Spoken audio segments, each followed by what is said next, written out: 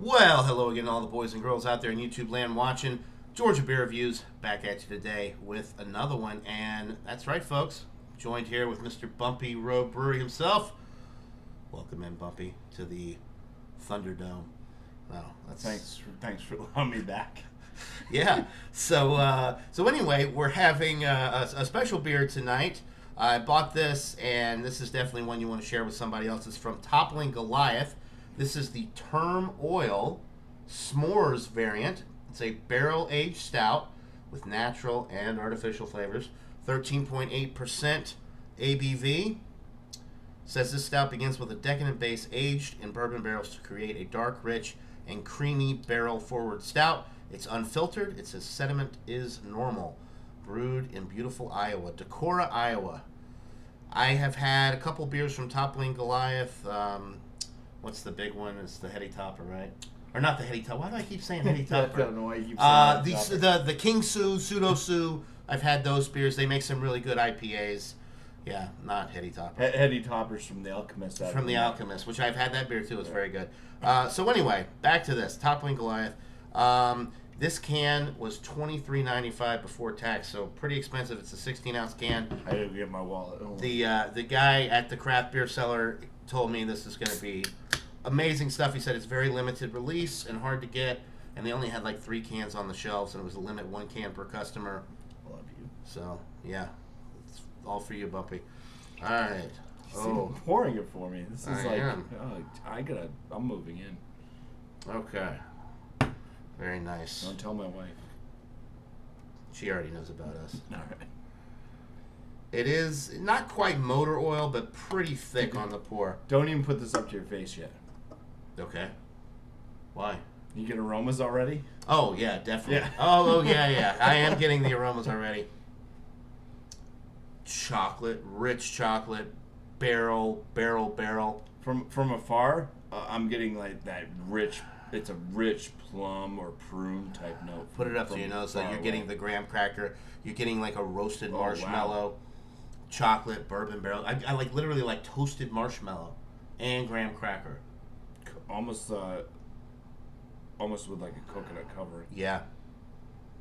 This is good. I think the coconut's coming from the barrel aging. Like a lot of like really high-end bourbons, like and scotches you'd get. There's a lot. Maybe not scotch. Yeah, there's a lot of like rich, like that graham cracker. There's a roasty note, not from the roasted malt, but like a toasted, or like when you roast a marshmallow over the open flame, you get the brown coloration, the caramelization of the marshmallow. It's like caramelized marshmallow. I shit you not. This. If they made a candle set, I would put this candle in my bathroom. This is what I would want my bathroom to smell like. The aroma is incredible. And the barrel notes come through too, but it doesn't smell boozy. 13.8%. It doesn't smell. It does. It smells like a candle fragrance.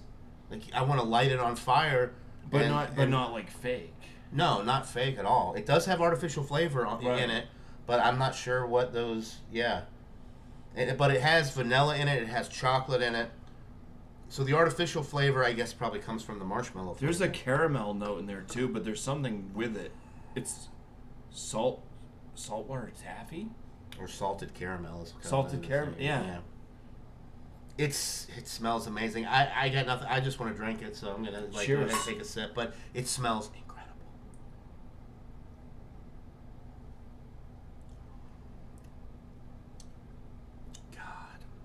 That is good. It's really roasty. It's almost roasty to the point, and with the sweetness from the chocolate and the bourbon and all, like it's almost got like a little bit of a tobacco type thing going on with it.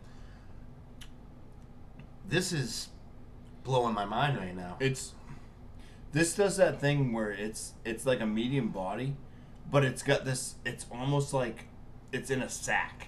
Like it's got this liquid thin layer sack that just glides down your throat, down your palate, but then it has this kind of medium fullness to it. It drinks. So to me, it drinks super easy. It does. It drinks a lot like the Bourbon County to me, which is one of my favorite. You guys know if you've been watching my channel that I love Bourbon County.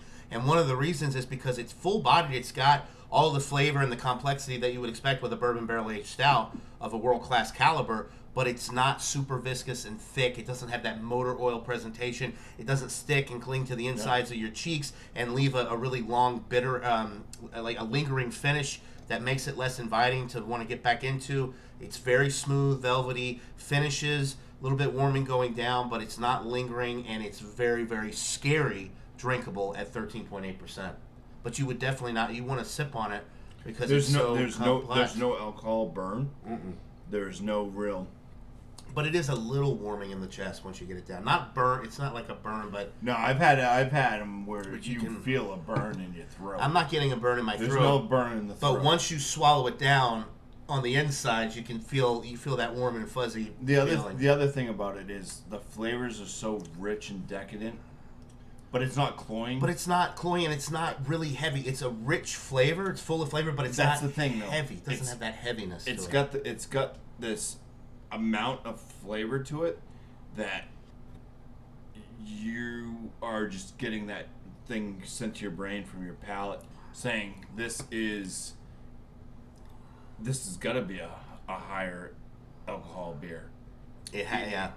There's so many layers to this. It is so good. I like the fact too that you're getting the barrel notes without it being, because some of the barrel aged beers that you get, they're very boozy.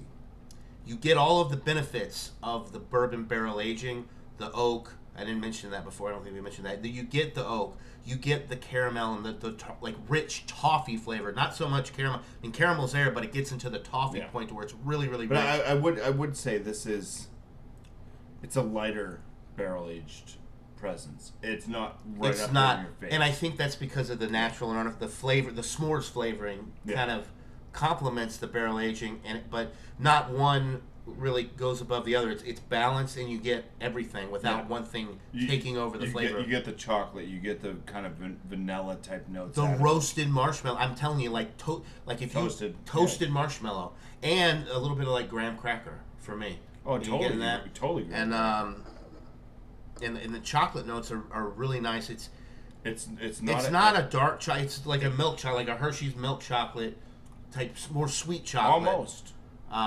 Versus like a bitter dark chocolate or a baker's chocolate. It's more like a Hershey's chocolate melted between 2 graham crackers with a toasted marshmallow, and then dip that in bourbon. It's so good. There's still a slight bit of like a plum flavor to me. A plum flavor. So It's dark got, fruit. It's on the back end. I mean, I can see that I get because it. of the sweetness and the It's there for me, just like a jam, like a plum jam. I can see that, but I wouldn't necessarily attribute it to that. But yeah, no, everybody's palate's a little different. But yeah, I can see where you're coming from with the plum, because it does have that little bit of almost like a fruity sweetness on the back end because of how much is going on with it. But anyway, yeah, we're rambling on here. It's an amazing beer. I'm going to go ahead and give it a rate. I'm going to give it a 99 out of 100. It's that good. It's up there with the Bourbon County. It probably deserves 100, but I've had so many of these world-class beers over the years that it's really hard to put it at that top tier. I mean, it is a top-tier beer, but I'm going to go conservative and say 99, but it is a world-class beer. I would highly recommend it. Maybe one of these days we can try some of their other variants. The s'mores is amazing stuff, but they also have other flavored versions of the term oil. But yeah, normally I wouldn't say that something is worth the price point for $24 for a 16-ounce can, but in this case, absolutely worth it. What do you think, rating-wise? Best thing I've had in my mouth tonight. Well, that's all right. Well, that's not saying much. I've eaten a lot of food. We went to Navigation Brewery, which they have some good beers, but if you want a good meal, don't necessarily recommend going to Lowell, Massachusetts for a good meal. I'm gonna give this a 97. Oh man, 98. I was at a 98, but then I talked and I was like, oh, I'm at a 97. No. Yeah, 98 was where I was at in my mind with this one. All right. Very, very good though. Like Yeah. I was actually very surprised. But I know Toppling Goliath has an Imperial Stout out there that's like world renowned. Yeah.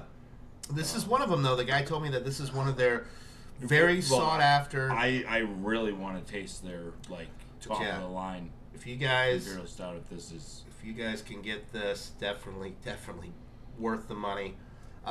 So yeah, for me, world class beer, A+ all the way around. Either way you slice it, awesome stuff from Toppling Goliath. I mean, yeah, from Toppling Goliath.